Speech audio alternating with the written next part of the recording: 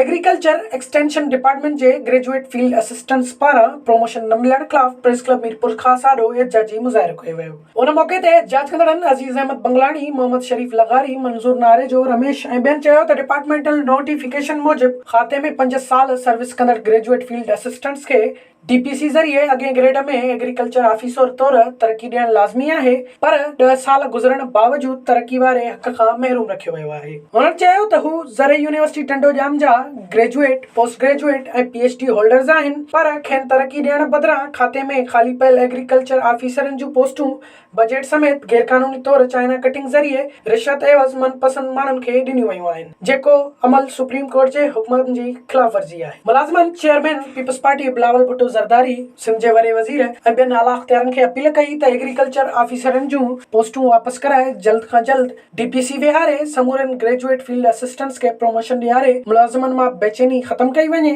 ॿी सूरत में एहतजाज जो दाइरो वधायो वेंदो। विज़िट कयो अवामी आवाज़ मीडिया ग्रुप जी वेबसाइट awamiawaz.pk